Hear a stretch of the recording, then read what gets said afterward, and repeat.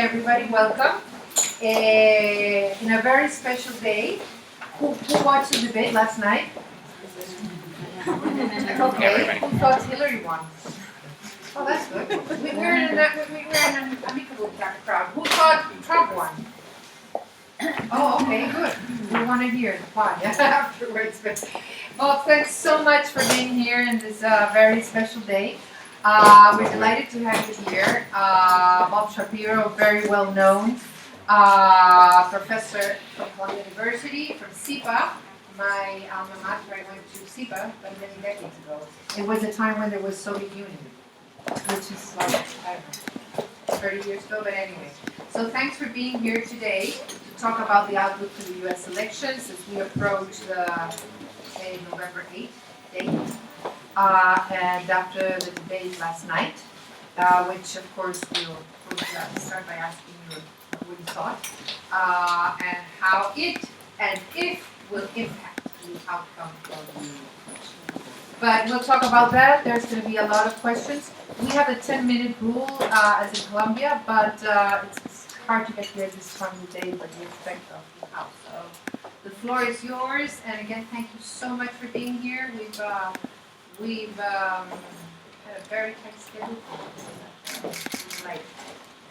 The tight schedule has been a lot of fun for me.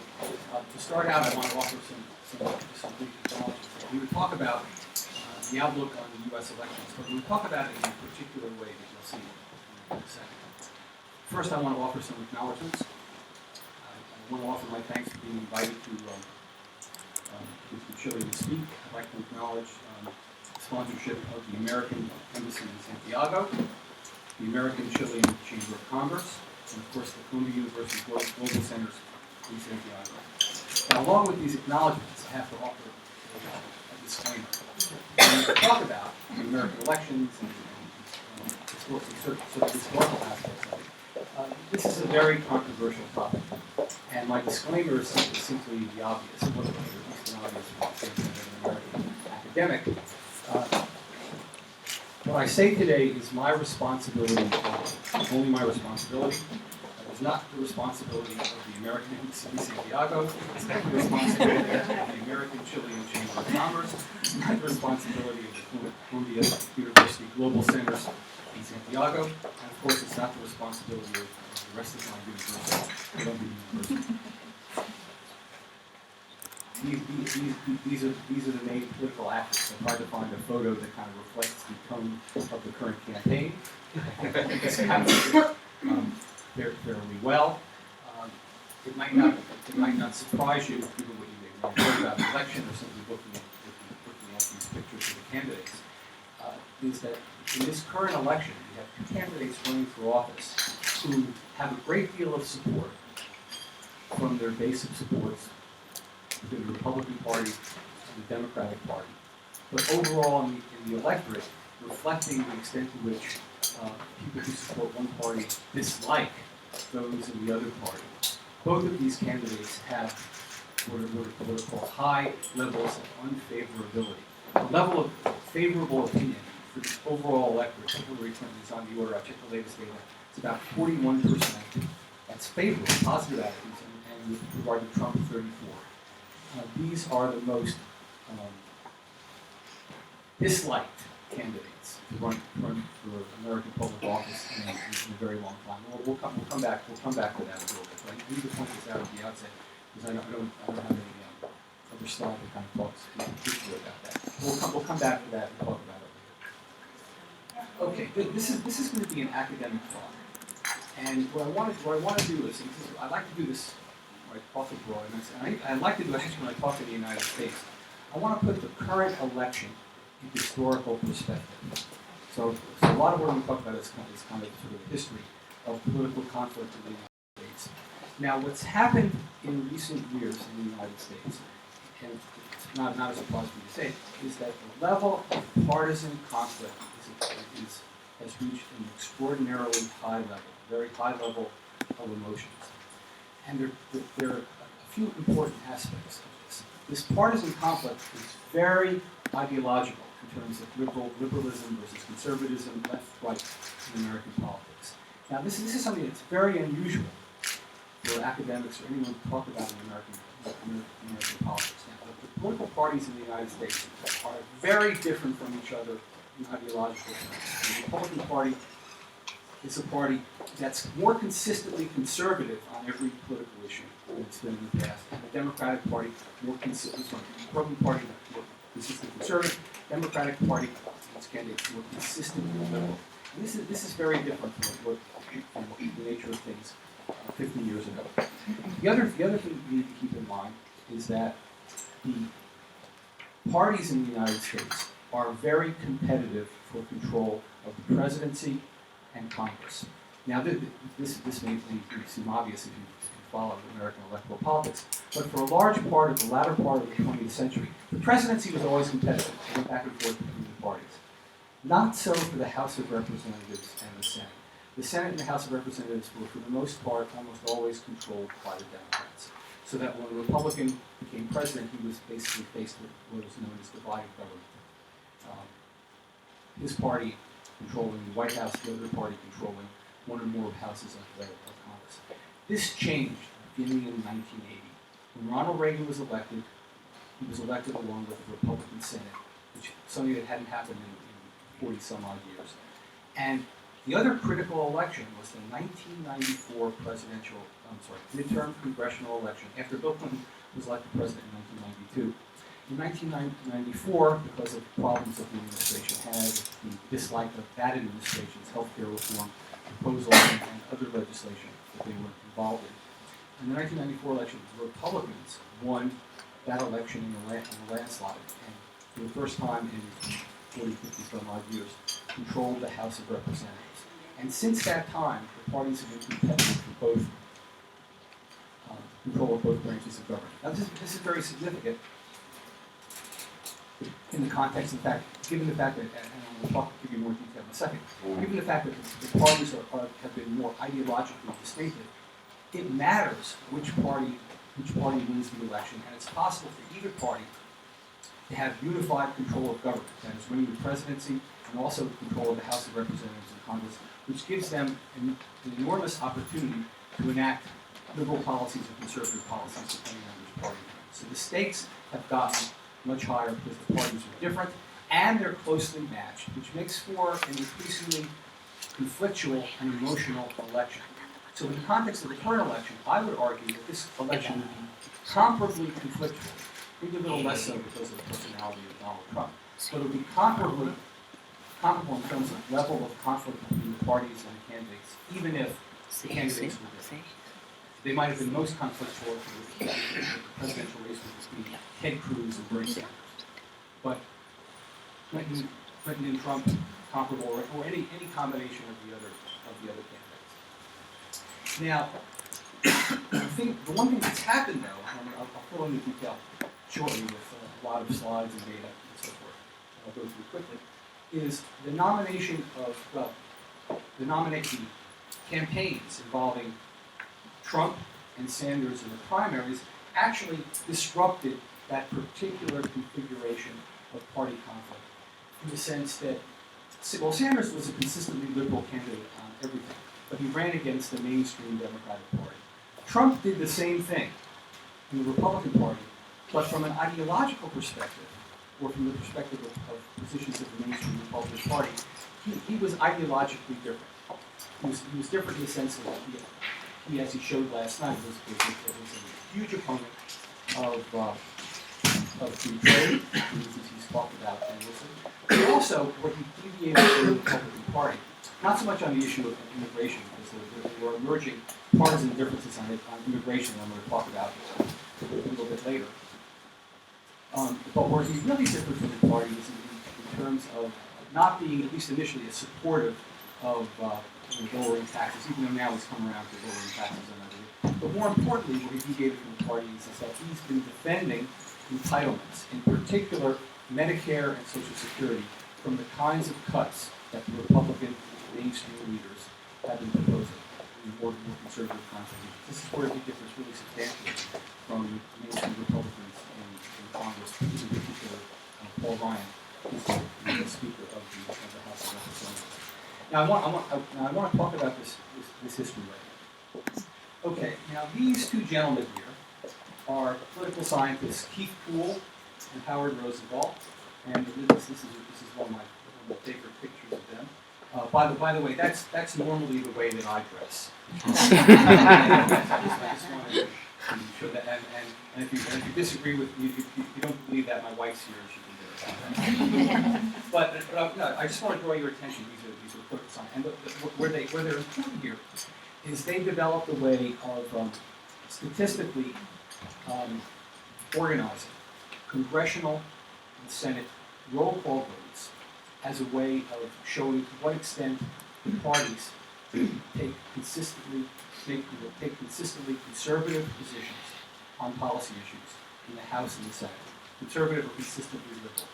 Right, so here's the first complicated graph.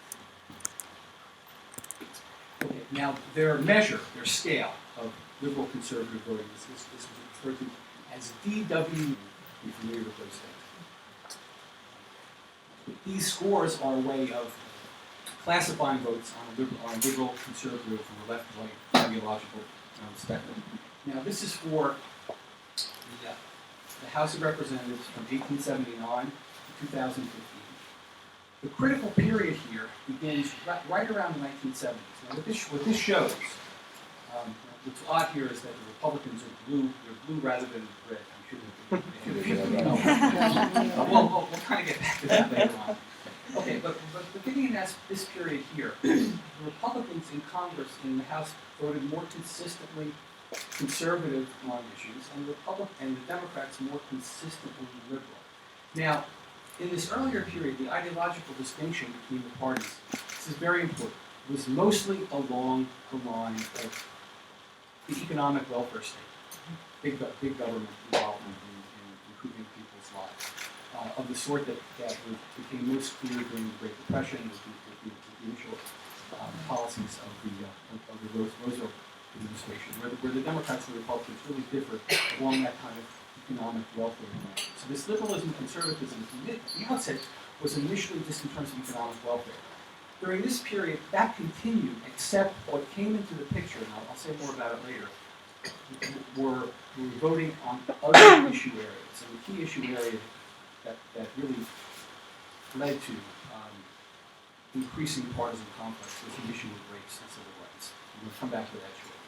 So the Republicans were becoming much more consistently conservative, and the Democrats more consistently liberal. During this earlier period where the parties were closer to each other, it had to do with the fact that within each party there were moderating forces at work. With regard to the Democratic Party, you had the northern liberal wing of the Democratic Party, whose positions on issues other than on economic welfare were moderated by the conservative positions on civil rights and other issues, like labor, by Democrats in the South, who largely controlled Congress in terms of maybe chairmanships. That is, you had a conservative southern wing, conservative on labor and civil rights issues, and a liberal northern one, and that tended to moderate the parties. It kept civil rights off the agenda. If you look at the history of the New Deal period, there was a great deal of tension between Franklin Roosevelt and the Southern Democrats, and the way they resolved it was by keeping civil rights off the agenda. The Southern Democrats were perfectly fine with all the New Deal policies, the Tennessee Valley Authority, Social Security was great, but other kinds of benefits to the poor and so forth were great, as long as those policies didn't overly benefit blacks. We can talk about that later. Within the Democratic Party, you have the northern wing of the party that was the most liberal. But what happened in the later period, as you'll see, is that even the Southern Democrats turned out to be more liberal, but it's a complicated story. That's the picture of the House of Representatives. This is the picture in the Senate. The same thing, a little moderated to some extent. That is, Republicans more consistently conservative, Democrats more consistently liberal, more so among Southern Democrats. I'll come back to that complicated story. And now this is the most complicated graph. These are the distances between the parties. That is, these differences are being graphed in the next graph. And what you can see here is that from the 70s on, the differences in the House and the Senate became much larger. That represented divergence between the parties or polarization between the parties, in which individual members were becoming much more liberal or conservative on things, it began to become apparent that there were fewer moderates within these parties. Now, what's the story?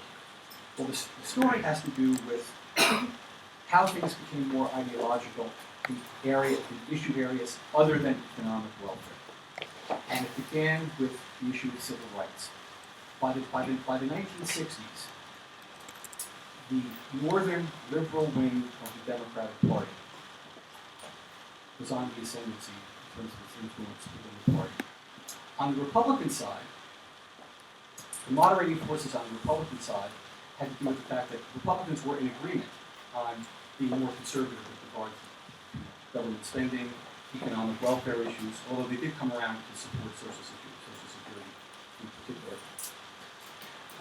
But these moderating forces had to do with the fact that these moderates within the Republican Party were moderate or liberal on issues of rights and liberties. That is, the Republican Party, up until the 1950s, still thought of itself, or individual members thought of itself, as the party of Abraham Lincoln who freed the slaves. They were the pro-race, racial liberalism, pro-civil rights party.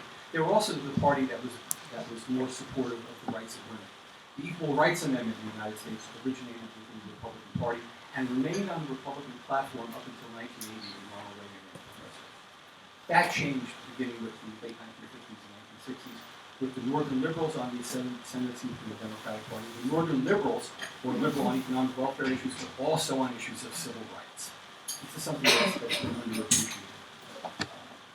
Things were happening within the Democratic Party prior to the emergence of the civil rights movement.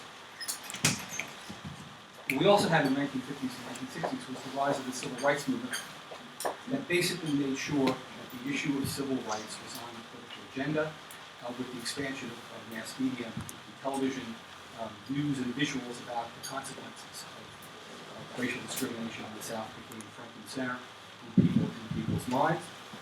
The civil rights movement made excellent use of the media by creating conflict over the issue. They got a lot of media attention and exposure. Fast forwarding quickly to 1964, the leadership of John Kennedy and Lyndon Johnson was very important, leading to the passage in 1964 of the Civil Rights Act of 1964, which ended discrimination in a lot of areas of the economy and social life.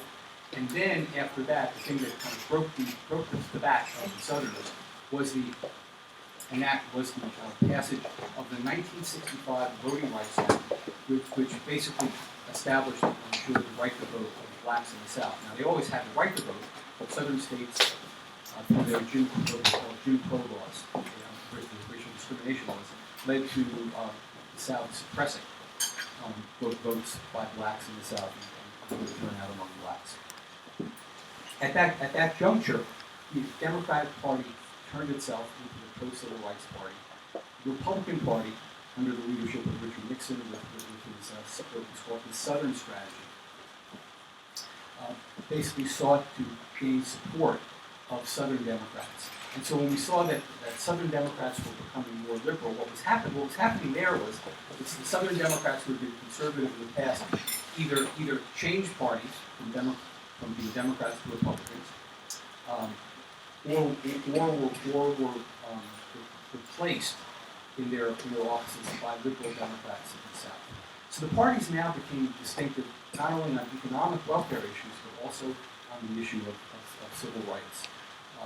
The issue of civil rights and racial resentment since then remained a strong undercurrent of the conflict between both political parties. And what we've seen today is a further manifestation and amplification of that.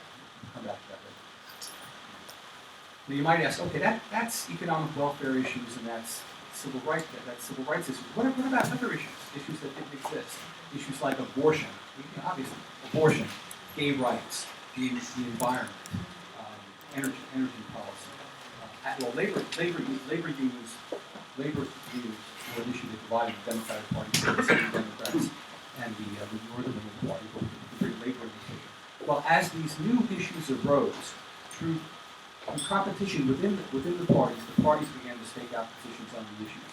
And it's not really surprising to see that it was the Republican Party that latched on to more conservative positions on all these issues, and the Democratic Party more liberal kinds of issues. Although for some issue areas it might not have been completely obvious. For example, with regard to women's rights, the Republican Party has been the party supportive of women's rights, and it could have remained that way. It could have actually remained the kind of party that the Republican Party was in the 1950s.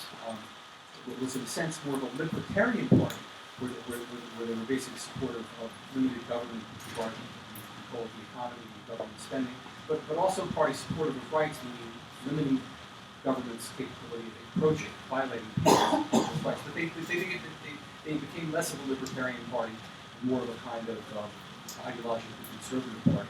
So the current third-party candidates today, Johnson and Wells, were Republicans. They were these kind of libertarian Republicans, which today really do not have a home in the Republican Party. Okay, so what we saw was what the picture looked like in Congress in terms of partisan politics. Just go back to the graph. These differences between the parties now were not simply due to positions on economic welfare issues, liberal and conservative positions on those issues, but this represents differences across a wide array of issues, not just those. So the parties have become ideologically distinct.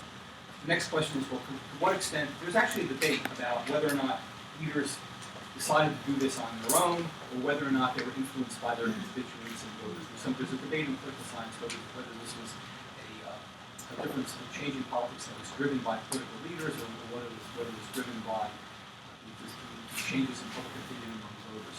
I think the consensus view is that perhaps among northern liberal Democrats there may have been an influence of public opinion and electorate on how northern liberals behave. But once the parties became distinctive on these issues, a lot of the changes in public opinion that occurred subsequently were heavily driven, in my view, this is not widely agreed on, were widely driven by positions taken by political leaders.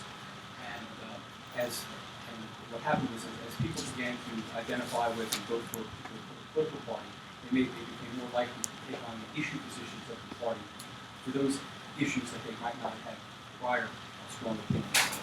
So in terms of public opinion,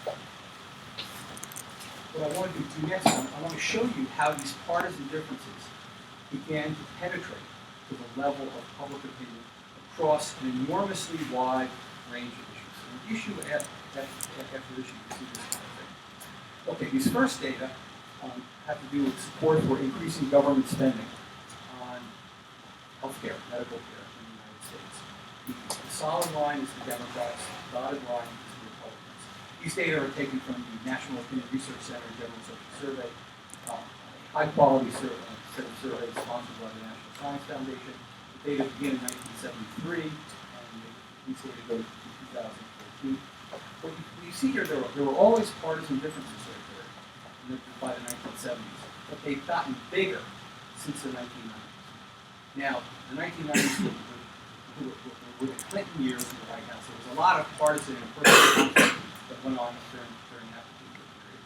But a lot of the conflict was clearly driven by differences in opinions on policy issues. That was the issue of welfare. This is the issue of welfare, where the opinion being graphed is support for decreasing spending. So it's the Republicans more supportive of decreasing spending than the Democrats. The difference has gotten wider. And so the main takeaway point here is that the differences during the present period are much bigger than they were prior to it, which really tells you something about the degree of partisan conflict and what the stakes are in terms of the election. Environmental protection, not very great differences here. This is support for more spending on environmental protection. Much more support among Democrats, but much more so in recent years. Republicans in the conservative direction, Democrats stable or lower. Military and armaments. This is during the 1970s. This is support for spending more on the military.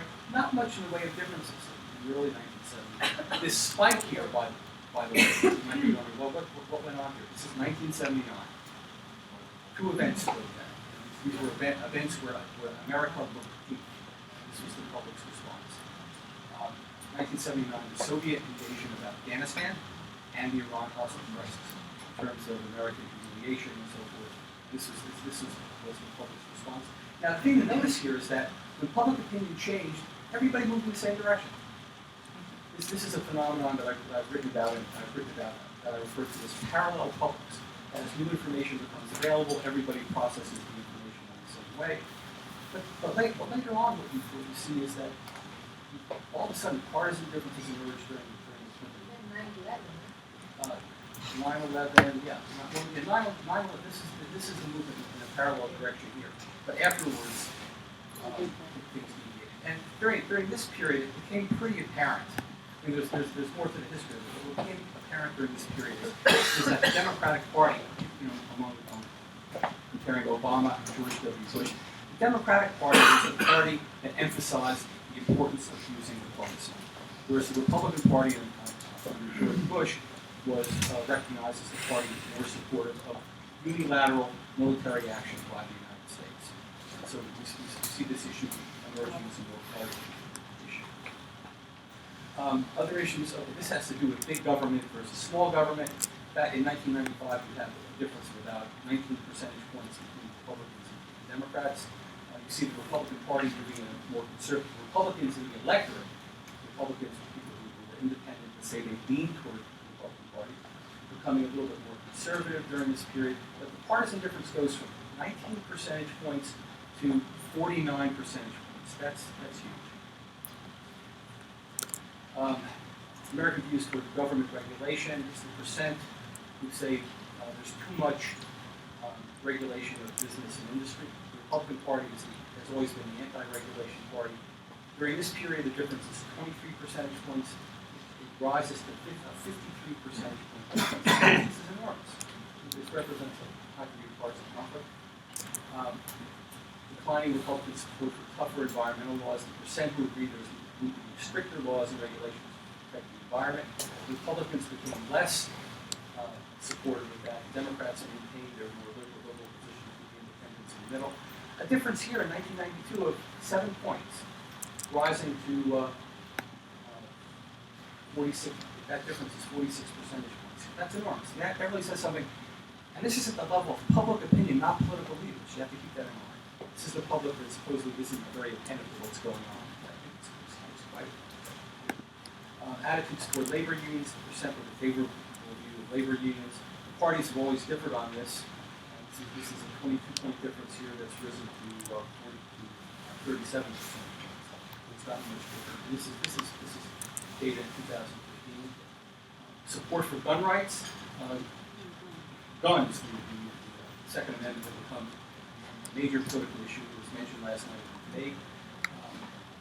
The Republicans have taken even stronger positions with regard to supporting gun rights. The difference that was once 20 percentage points increased to 45 points. That's astounding.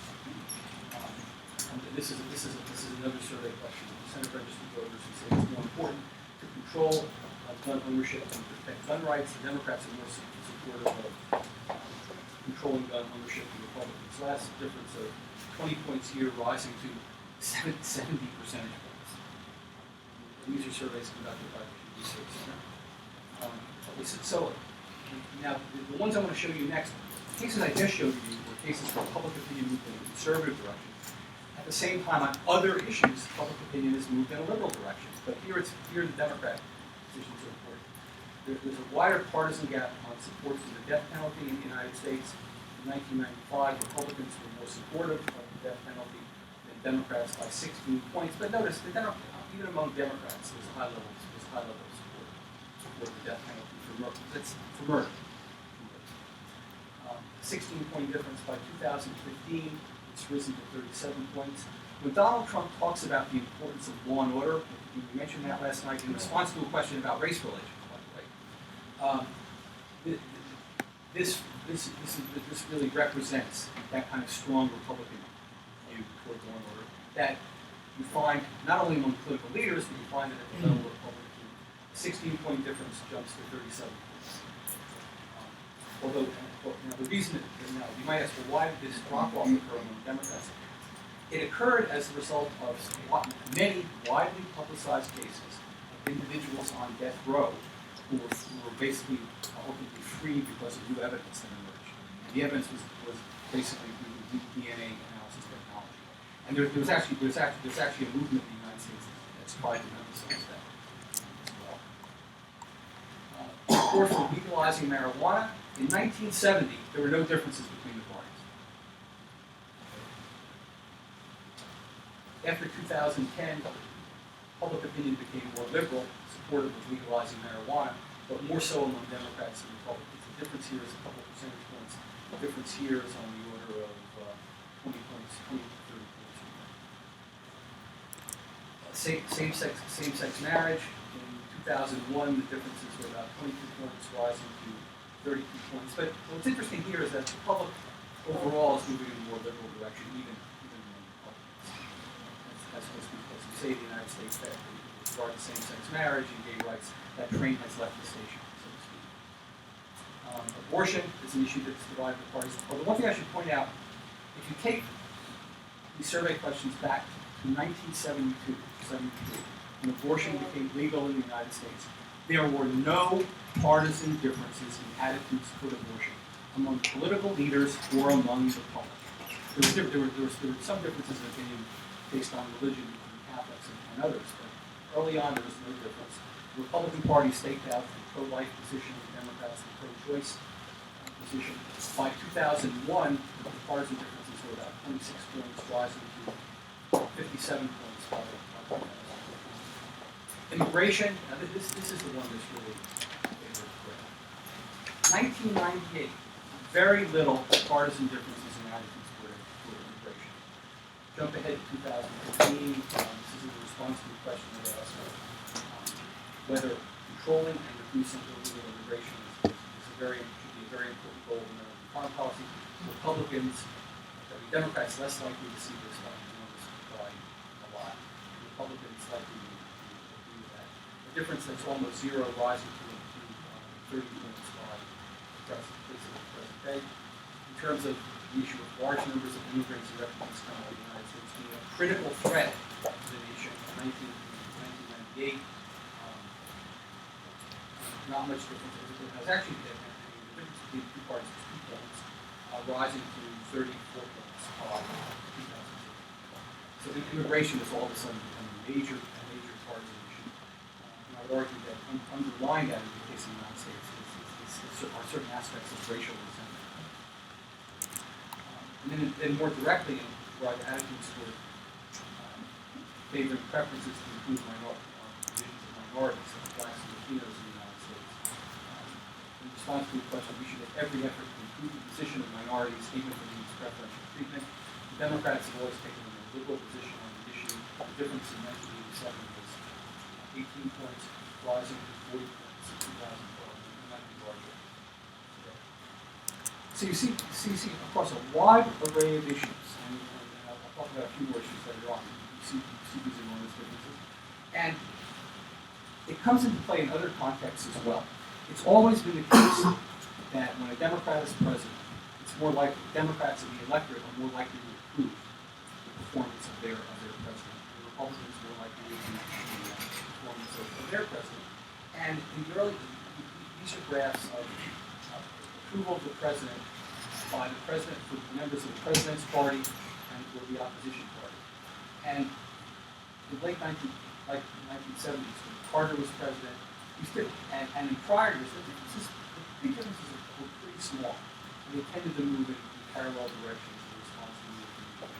Carter's popularity fell off as a result of the Soviet invasion of Afghanistan, the Iran hostage crisis, and other economic problems that were there.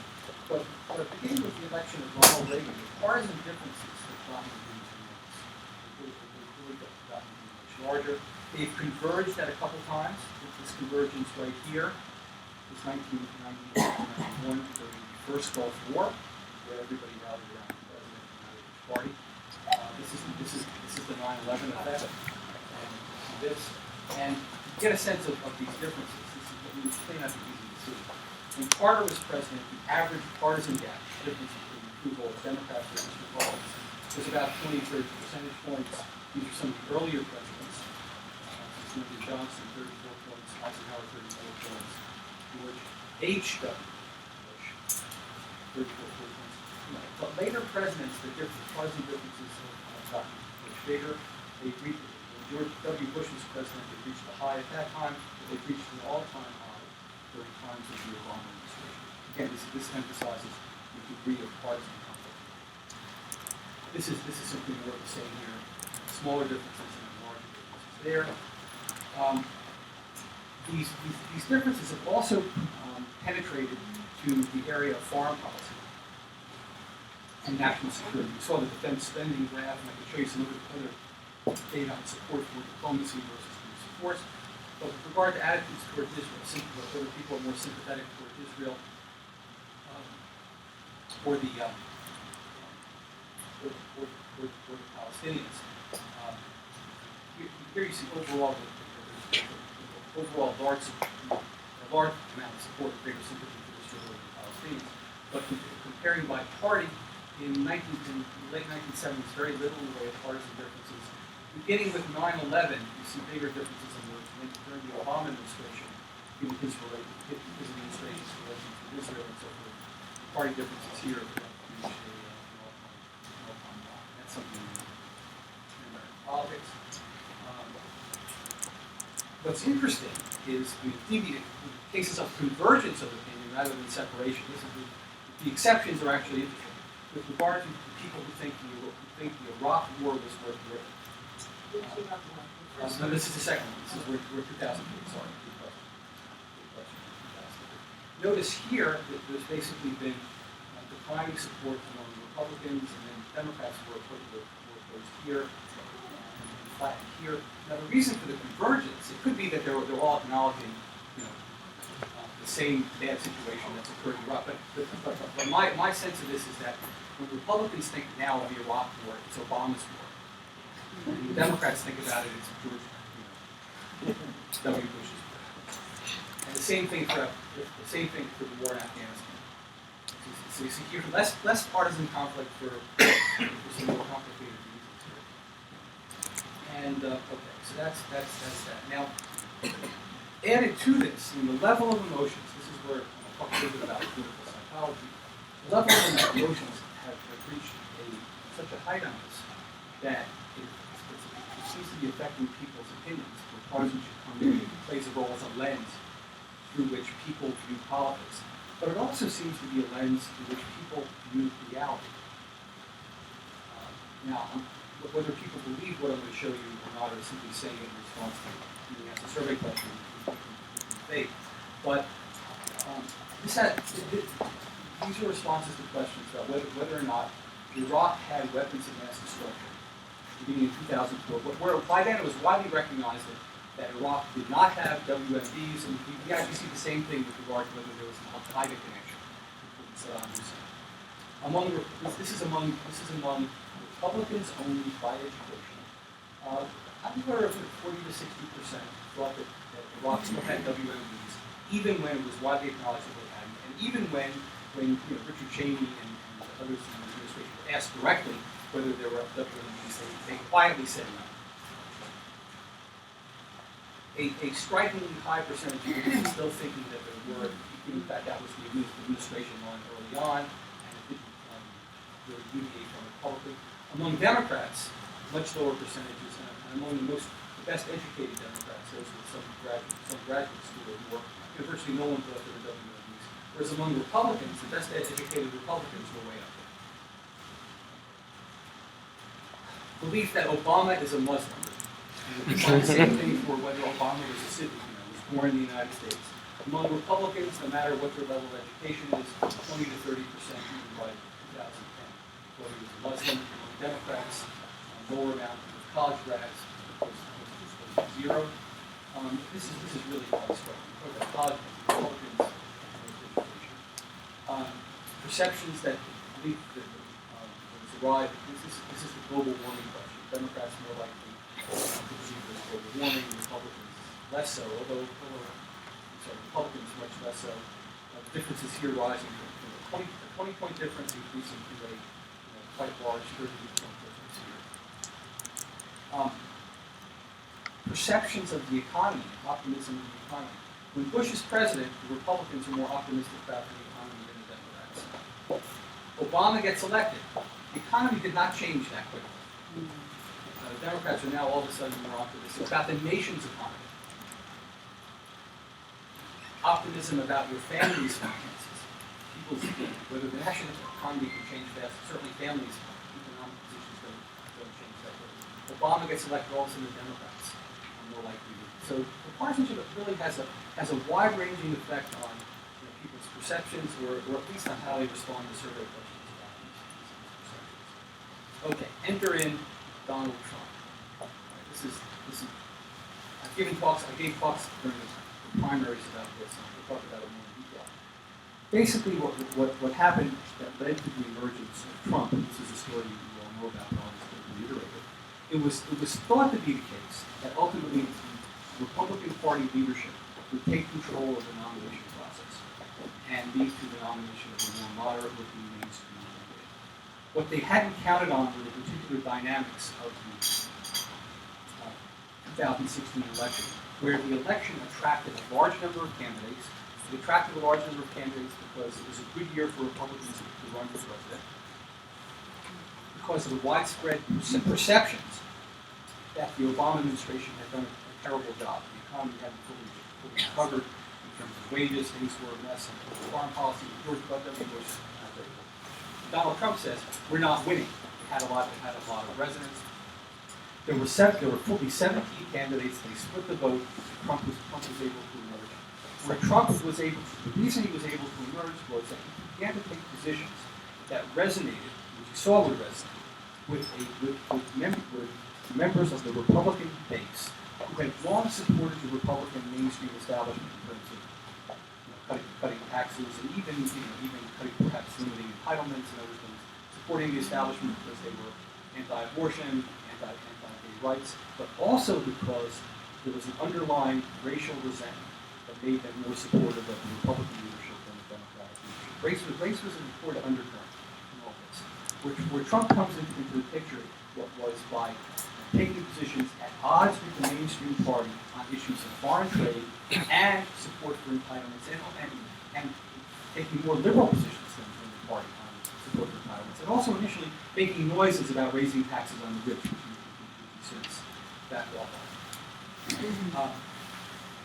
This base has been referred to by some writers as conflicted conservatives. That is, conservatives who support the Republican Party on some things, but oppose the party positions on other issues like trade and support for entitlements. And Trump was basically able to capitalize on that. And his supporters also were, not only did his supporters dislike the Democratic Party, they also disliked the Republican mainstream leadership because they blamed that leadership for failing to stop the Obama administration from passing and maintaining health care reform and doing the things they did. Even though that mainstream establishment, if you follow the debates, were really quite at odds and opposed the Obama administration, but really couldn't stop the administration early on because as a result of the 2008 election, Obama came to office with a large majority in the House of Representatives, and for a very brief period of time, 60 senators who were Democrats who could basically override any filibuster.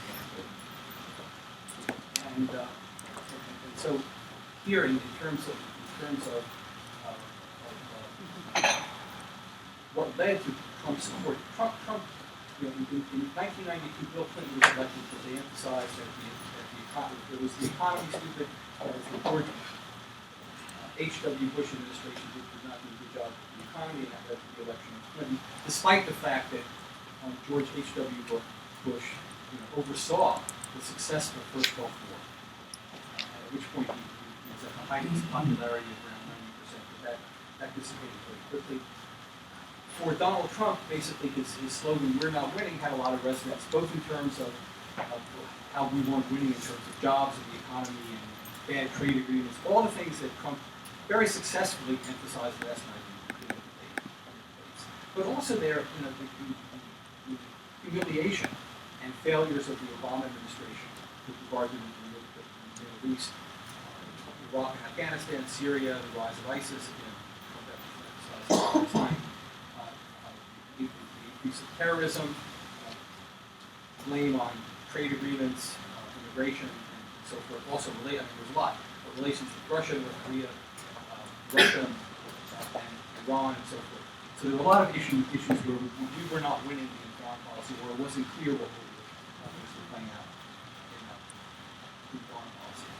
Which takes us to the current election. It's the final, all right, so I put the election in historical perspective. The main takeaway, as I said at the outset, is even if Trump and Clinton weren't the candidates, we would still have this high degree of partisan conflict across a wide range of issues, and the Obama administration and Hillary Clinton would be vulnerable to perceptions of certain failures of performance, certainly in the area of foreign policy and arguably also with regard to how the economy has rebounded since the Great Recession. Okay. Now, in terms of sources, I've put here the websites from which I've gotten some of these things. This is the electoral map. You probably see this. I'm going to show you a couple maps here. This was one. This was as of. This is a while ago. This was as of around May. Now here we've got the right color coding. Blue states are the Democratic states. The red states are the Republican states. The light blue states are battleground states. Battleground states now, and Nebraska and Maine are very complicated. That is the way the electoral votes are allocated. California has the most electoral votes because they have 53 members of the House of Representatives and 2 senators. And the way American elections are conducted, as you know, is that the winning candidate isn't the person who wins the popular vote; it's the person who wins the electoral college vote. And the way the votes are allocated is if the candidate wins the most votes in the state, he or she gets all of the electoral votes, with the exception of the states of Nebraska and New Hampshire. In Nebraska, the candidate who wins the state gets 2 electoral votes, and then the other 3 votes are allocated by congressional district. And New Hampshire, it's 2 for the winning the state, and then 1 each for 2 congressional districts. These numbers are small, but it turns out in a close election, these numbers can actually matter quite a bit. Now, the thing to notice here, this was basically the electoral map of the sort that of how things played out when Obama was elected president in 2008. Nevada, Colorado, New Mexico went Democratic, Minnesota, Iowa, Ohio, Virginia, North Carolina. Actually, he also went Indiana. This is actually 2000. This is sort of a hybrid of Eddie and North Carolina. This represents this would represent a very strong Democratic outcome in the election. This is how the states played out. In the latest polls on the election, just to kind of patch things up a little bit, and in terms of prospects for the outcome of the election, notice here, Clinton would win the election without the important battleground states of Ohio, Florida, North Carolina, Nevada, and Iowa. That is, these are states that are in contention. Some of the latest polls actually have these states going for Trump or very close. But even if Trump was able to win all of these states, Clinton would still win the election. The thing that's different now than the way things looked in the 2000 election, and Al Gore lost because of what happened in Florida, is that Colorado and Virginia have become Democratic states. So this is an important development. Now, in terms of the latest polls, as of 2 weeks ago, I would refer to this and talk about this. How this represents really the worst case scenario for Hillary Clinton, because it didn't look like Trump had any prospects in any of these other states. The latest polls suggest that he's competitive now in Colorado and Pennsylvania, so that could lead to a significant, obviously a significant change. Yeah. And Ohio, Yeah. Well, but the thing to keep in mind is that I'm putting Ohio and Florida in his camp, even though Florida and Ohio are actually very close. Also, things are closer than expected in places like Georgia and Arizona as well. But I thought of this as a worst-case scenario for the Democrats, under the assumption that Colorado and Pennsylvania were in the Democratic camp here as well. The other big change is that Virginia has become solidly done as well. Now, if you're, I don't know, if you're, in case you're interested in following all the polls, these are important relevant websites: pollster.com, Real Clear Politics, and 538. So when I talk about the latest polls, those are the places that I check. As of September 14th in the election, this is just the national vote, not the state vote. Clinton had an earlier lead that was larger than 4 points. He dropped to 4 points.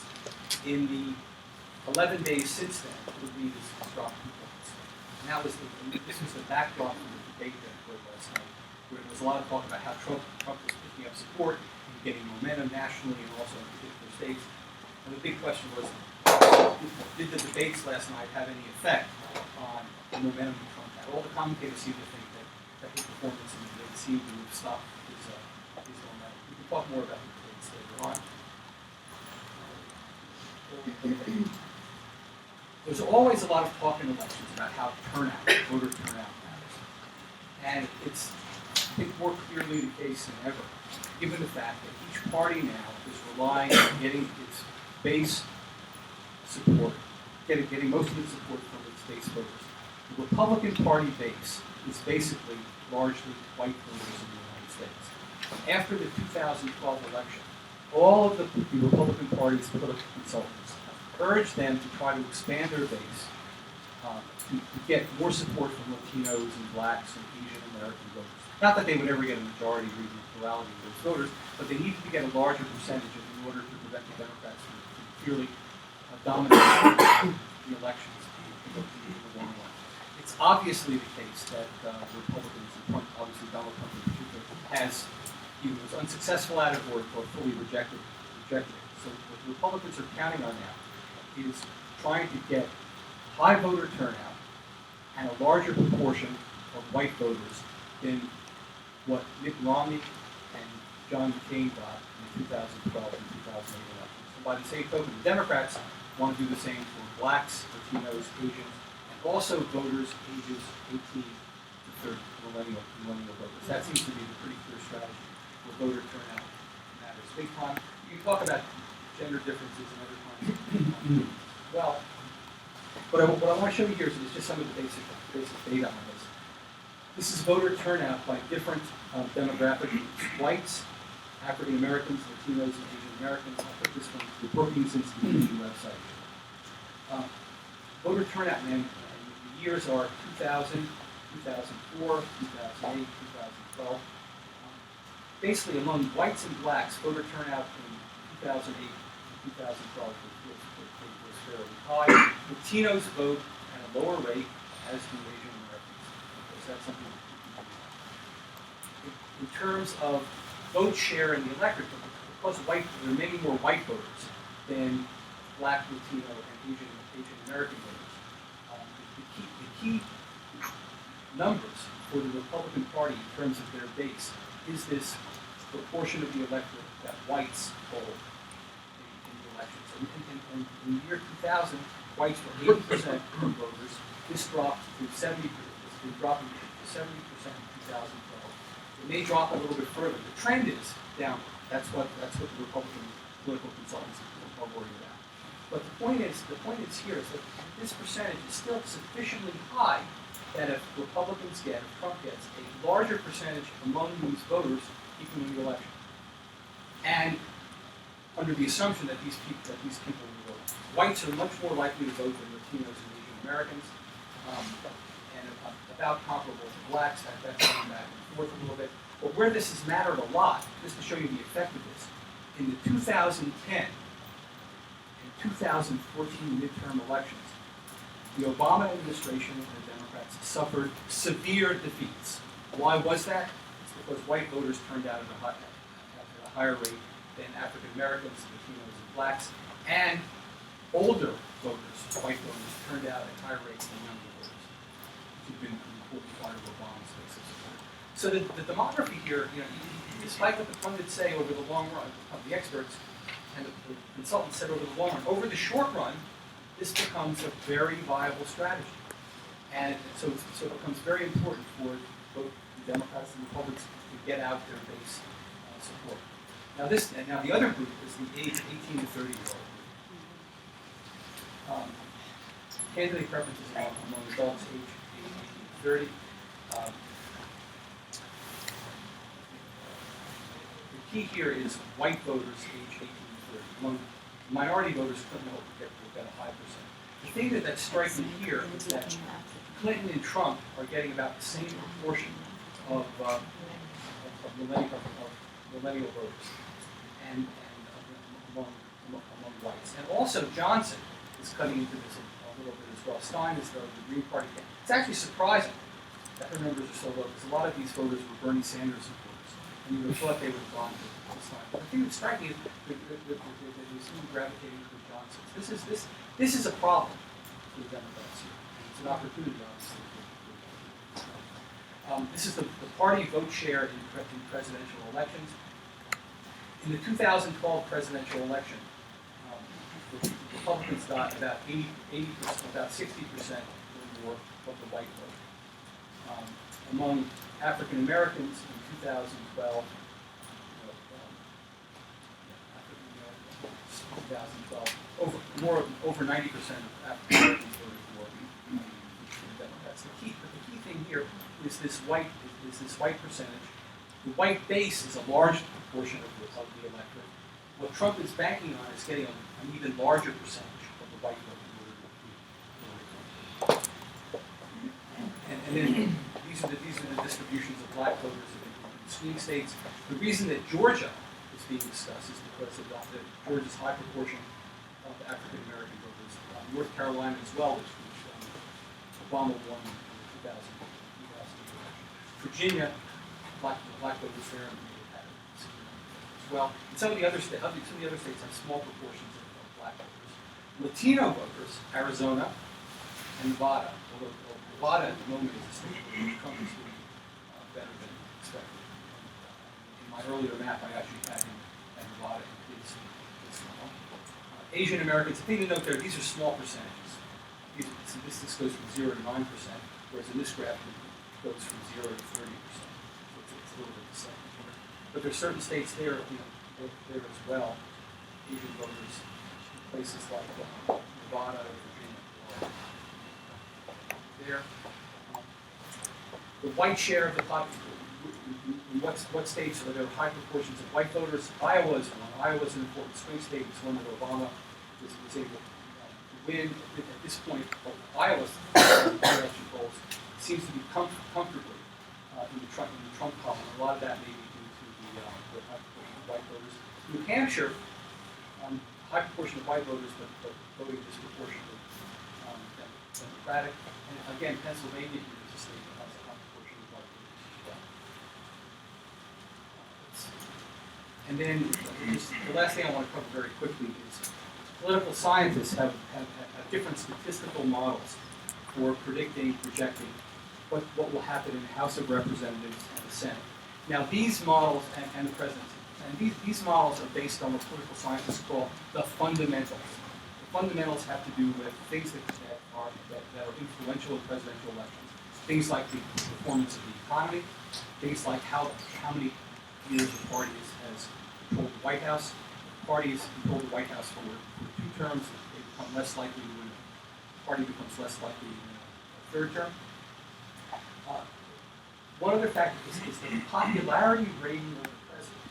Now, at this moment, the thing that's very striking is that Obama's popularity rating, depending on what poll you look at, is on the order of 50% or more, which is actually strikingly high in the context of an election where there are widespread perceptions that his administration has done badly. Now, you might ask, well, why is his popularity rating so high compared to George W. Bush's in 2008, which was about 34%, which preceded the devastating defeat of the Republicans in 2008. There are a couple of things. One is the economy's picked up. Another is possibly that he appears to be more popular and statesmanlike than Donald Trump. The other thing is that during the Bush administration, his popularity rating dropped because of what was going on in Iraq and Afghanistan in terms of American casualties and how much money was spent there. Obama, by virtue of basically withdrawing troops from Afghanistan and Iraq, has led to a situation where the numbers of American casualties there are very low or non-existent. So he's not being hurt by those. And then the last thing is that the Obama administration, it's the things that don't happen that matter. Fewer or no casualties in Iraq and Afghanistan. And also, absence of scandals. His administration has been basically scandal-free compared to the Clinton administration. And George W. Bush, there were questions about Cheney and his business dealings and all those kinds of things. So all kinds of things. Obama, really, good reputation with scandal. Also, his family and all that really adds luster to his presidency as well. Anyway, there are different statistical models that political scientists have put together. These are academic citations. They take into account economic indicators, the latest polls, people's expectations. Some of them include casualties in war, some of them include presidential popularity. Most of these predictions, with the exception of helmet workers, that SUNY study has a model based on what happens in the primary elections and how it affects the presidential elections. He had very early on, this is in March 2016, Republicans were 53% to 48%. All the other models based on these fundamentals have a close election with the Democrats. So Abramowitz has Republicans winning 51% to 49%, but he says his model is wrong because of Trump. His model includes a big important factor of his model is the fact that Democrats have held the presidency for 2 years. So all these models overall kind of average to a very close election with the Democrats winning.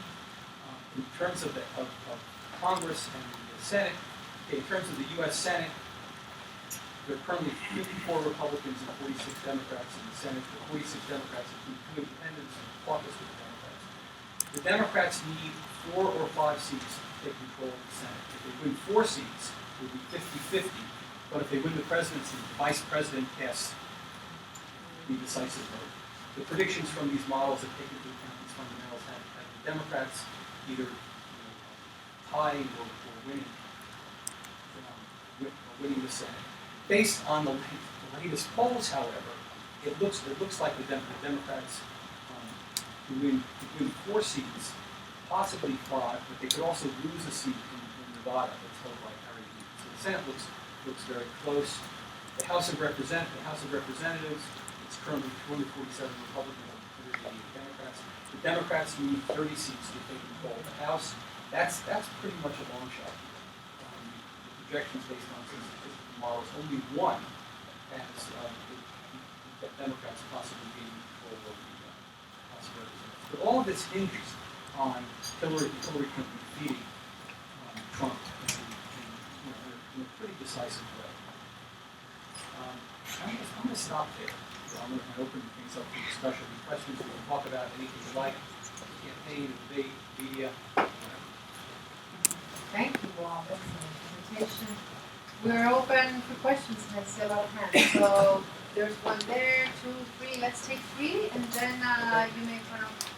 Maybe I can start by asking about the last night debates. Yeah. And then ask. What about I'm not going to ask you who won the debate, but what did you think to their constituency? Did Trump play to his constituency? Yeah, no, I think Hillary Clinton had a noticeably better night than Trump did. But I think with regard to Trump, in terms of his own base of support, he didn't lose any votes. But the big question is, did he make any inroads among undecided voters? And that's not very clear. Hillary had a good night. I was watching with my wife, and the first thing I said to her, the first 30 seconds in 1 minute will be very important. Because the most important thing is that Hillary Clinton has to look healthy. Yeah. And she did. She looked great. She passed the healthy test. You can comment on how she was dressed and what her weight was, but in terms of having stamina and recovering from pneumonia, she passed that test, and that was fairly significant. I think what happened is it's unclear whether she necessarily gained additional support from voters, but I think we saw the fact that the election was getting closer. Trump has been picking up the national vote and also in particular states. Yesterday there were reports of the polls from Colorado and Pennsylvania. The Hillary campaign was hemorrhaging, was bleeding at that point. I think that they would probably stop that. But in terms of dissuading Trump supporters, positive aspects of Trump was that Trump was Trump, but he wasn't the kind of buffoon and so forth that made him look particularly bad, across the board. And certainly did not make his supporters hesitate to continue to support him. Did she give support? I think we'll have to see. I mean, my bet would, if I had a bet, I'd say the next polls or the next week, she might have picked up a percent, at least a percent. But the main thing is that her support hasn't dropped any further than it has been. Question, so there's one over here, and one over there. Let's take, we'll take both. We have one, so. Thank you. I have two questions, I think.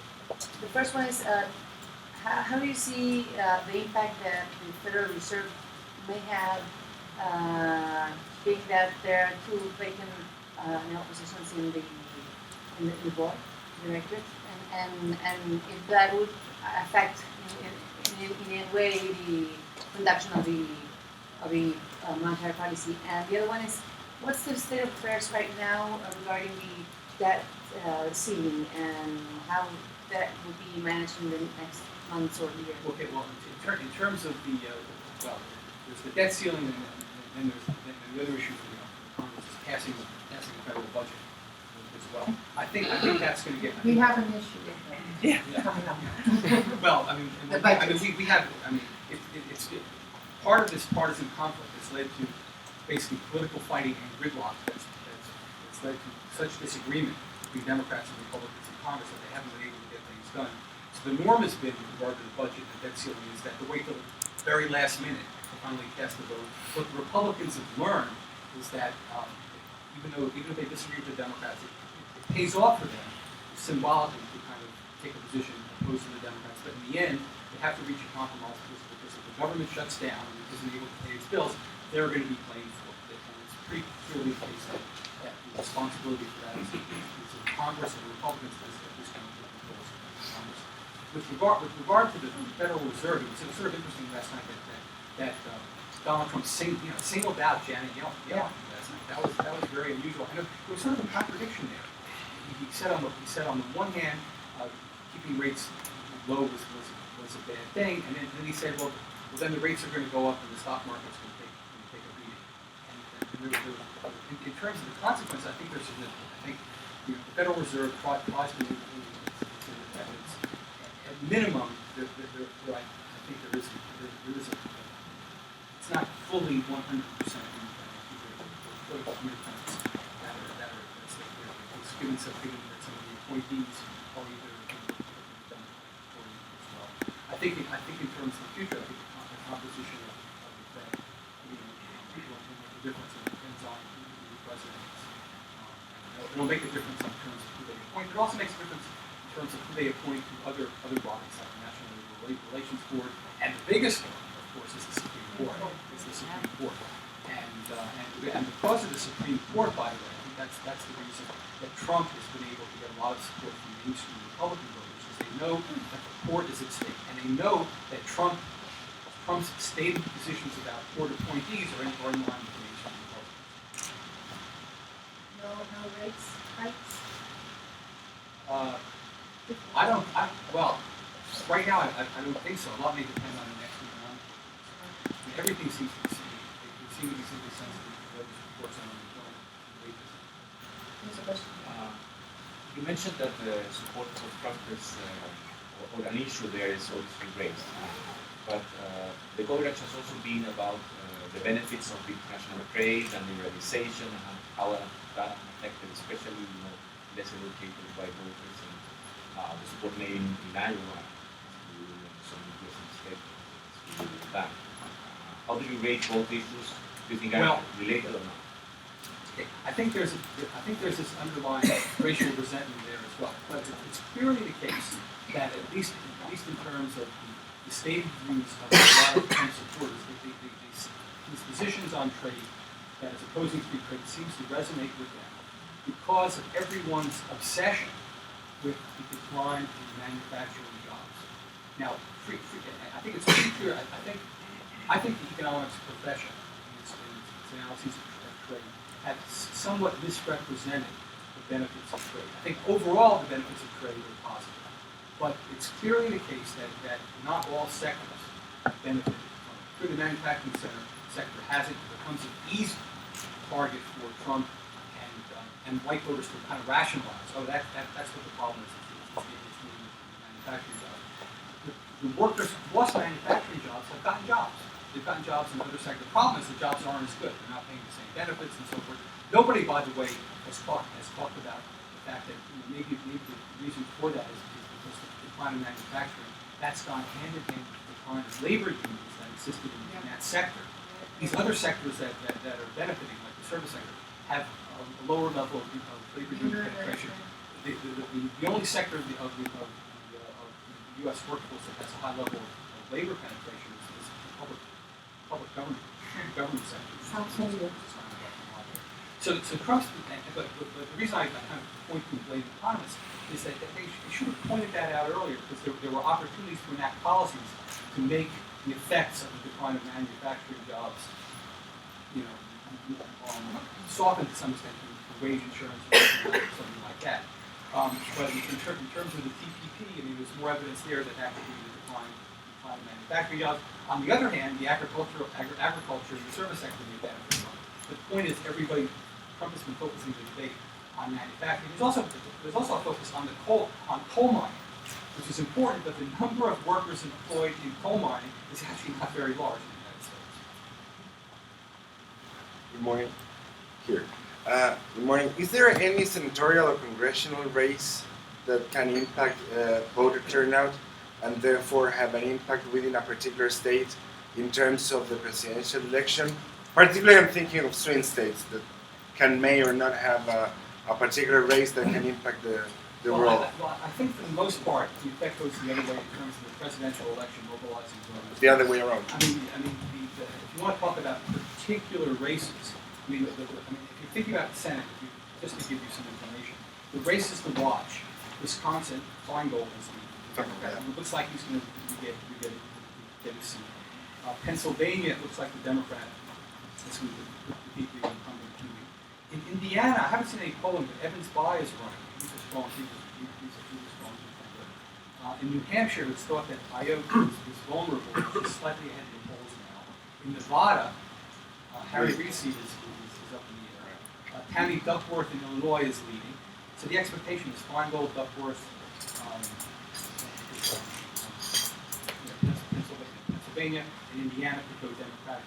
That's 4, maybe Iowa 5. That would looks like the maximum. But if they lose, if Harry Reid loses, that's 4. So it depends on who wins the presidency. And that's an analysis independent of these economic models. Yeah. But I don't see any races there where the Senate races are being brought to turnout as opposed to the. Great. You voted in New York? I voted in New York. Our vote is in New York very well. Is that somebody for Senate? Any re-election? Schumer's up for re-election. It's irrelevant. It's irrelevant. They're forever. Okay. There's one over there, and then one over there. Hi, Professor Shapiro. Thank you for the presentation. I have a question about we were talking about the difference between Republicans and Democrats. And what are your views on the Van Orsten view that there was a symmetrical movement? It's not only that the Democrats move more to the left, but not so much to the left, because in my opinion, you still see the Democrats are divided between the Clinton Democrats, who are more moderate, and the Sanders. But in the Republicans, for instance, Kasich didn't have any chance, in my opinion, because really the Republican Party moved more to the hard right in many issues. Okay, so the question is, I need to interpret it a little bit. There is a Tom Mann and Norman Ornstein wrote a book called, I think it's Worse Than It Seems, or something like that. And the conclusion of the book is that you've got this part. Everything that they talk about in the book is consistent with what I presented on partisan conflict and so forth. But they argue that the conflict has been generated mostly by the misbehavior of the Republicans. That is, them moving more ideological extreme, them being angrier, them being more obstinate, and so forth. Now, at the level of political leadership, that might be the case. But in terms of the data that I just presented, and I'm actually working on a paper on this, they argue that all of this is driven by Republicans becoming more conservative and more so the Democrats becoming more liberal. It varies by issue areas. Some issue areas where that's the case, but others where the Democrats are moving more liberal. And the important difference may be what those issues are, as the issues having to do with race, government regulation, the environment. You've got Republicans moving more conservative, and then the issues where the Democrats are moving more liberal are on abortion, gay rights, marijuana, and race. So I think some of the data I've looked at kind of temper that argument with regard to the state of public opinion. It is the case, I think, that Hillary Clinton has changed her view. The old Hillary Clinton of 6 months ago, or probably, was more moderate. Now due to Bernie Sanders, had an enormous effect on Republican establishment. He shifted the Democratic platform and Hillary Clinton to the left on a number of things. So I think you've got some close going on here. In terms of behavior, in terms of civil behavior and discourse and all that, Trump is going to move in a direction that's more uncivil. One of the most moving moments in the Obama administration for me was the moment when he sang Amazing Grace. And I think one of his fortunes is his poetry, his I Have a Dream stuff. And none of that resonates in the two candidates now. They are more pragmatic, and I feel that we are facing a pragmatic United States instead of a dreamy. Is that the case? Well, Mario Cuomo once said, former governor of New York, he said people campaign through poetry and they govern through prose. And it's been the case that Obama has done some of his best best visible activity in governing and trying to present things in terms of poetry as well. The thing that's key here is popularity rating is high, and it's very clear that Obama was a much better, for the reasons you said, was a much better candidate than the current two candidates, and resonating among minority voters, and also the key group is the young voters, 18 to 30 year olds, and it's pretty apparent that the two current candidates are different in that respect. Hillary Clinton doesn't automatically get those voters. I have arguments with my wife about this, and I try to explain to her that while the Clintons did all kinds of good things when they were in office and were recognized for, and Hillary as a senator, these young voters have no memory of that. And so what they're remembering right now is the Hillary Clinton of Wall Street money, the email, and all the other craziness that's going on. Then the other key part of the Obama administration, the key here is what's unusual, he's campaigning for Hillary Clinton. This is very unusual. And the other important actor here is his wife, Michelle, who, in terms of governing in poetry, so to speak, she's essential to that as well. Is there do you think there's a possibility for a tie in the electoral college? Yeah. And could you remind us what the procedure is with regard to the president and the vice Yes, president? this is a very good point. Let's go look at the map. Okay, so this is this map here.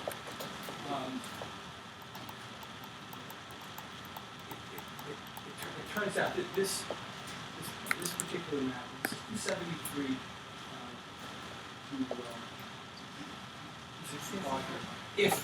If for example, New Hampshire went for Trump, that would go to 269, and that would drop to 269. Now, I pointed New Hampshire. New Hampshire doesn't look like it's going to go that way. But New Hampshire was a state, everybody remembers the 2000 election because of Florida. We would not be talking about Florida in 2000 if Gore had won New Hampshire. He did not win New Hampshire. So here, let's say, or more realistically, Maine, where Trump is, the people's way is 269. That's a tie. What happens? What happens then is that the three top, for the electoral college, the electors basically have to convene in December and cast their electoral votes. They're then opened and ratified by Congress in January. The Congress is the new Congress that's elected, House of Representatives. That's the procedure. Now, if it's a tie, Congress votes. Now, they vote by congressional delegation. There are 50 delegations from 50 states. Each state gets one vote in this contest. So the state, take a majority vote there. So the California members of Congress, the 53, will take a vote. Will have a procedure for determining who they're going to support. They then vote, and based on that vote, that determines the outcome. They're voting for one of the three. Well, it's the top three presidential vote getters. So electoral vote getters. Now, it would probably be two, because it probably would be the case that it would not be the case that Johnson or Stone would get any electoral votes. So it would be Trump and Hillary. Now, a lot depends on what the outcome of the congressional election is in terms of how many delegations the Republicans have in the majority of them. If it looks like the current Congress, basically that congressional vote is going to be the selection of those. So a tie doesn't do Democrats. A tie looks like a vote, unless something drastic happens in the congressional elections. We have a last question, Robert Hunt, in the back. Actually, two very short questions. The first is this the wrong year for a Democratic candidate to shift to the left? Is this the wrong year for a Democratic candidate to shift to the left? And the second question, very short, is where was God?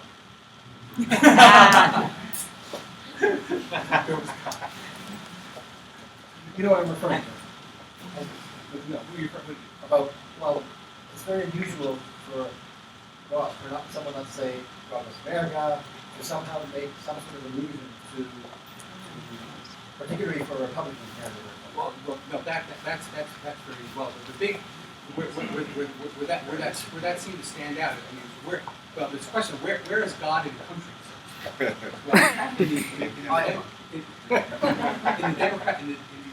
during the conventions, if you watch both conventions in the United States, the Democratic Party convention with regard to allusions to God and also patriotism looked more like a Republican convention than the Republican convention, which is kind of at odds with the shift to the left.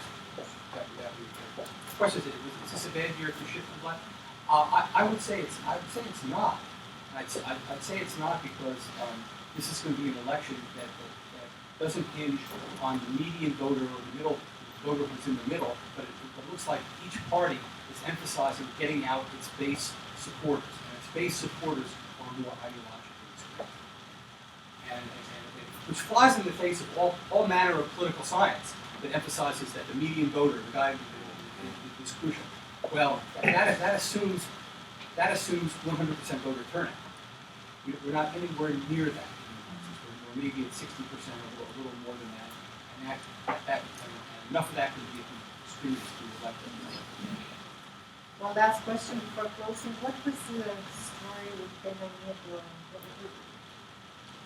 receiving Trump and making it through Mexico and himself? I mean, what happened in your? Well, what happened there was that he just gave Trump a tremendous opportunity to look statesmanlike. But what I told some people this way, I was stunned. But first of all, there's a question of what should Peña Nieto at some point simply say to Trump directly and visibly, "We're not going to pay for your damn job." I thought it might be perceived in the United States as being something that's uncivil in the behavior toward America. But Trump again is not. He wasn't exactly welcomed as an American leader. So he was basically a citizen visiting Mexico. And in the end, based on hindsight, I mean, forget the U.S. just from his own domestic standpoint. He should have, at that moment when there were votes in front of the cameras, publicly, he should have just looked at Trump and said, "I'm not going to pay for your ball, by the way, as I told you in private." I think guts. Like using another word. Yeah, I know. Well, thanks so much for your fabulous presentation. I want to thank our sponsors.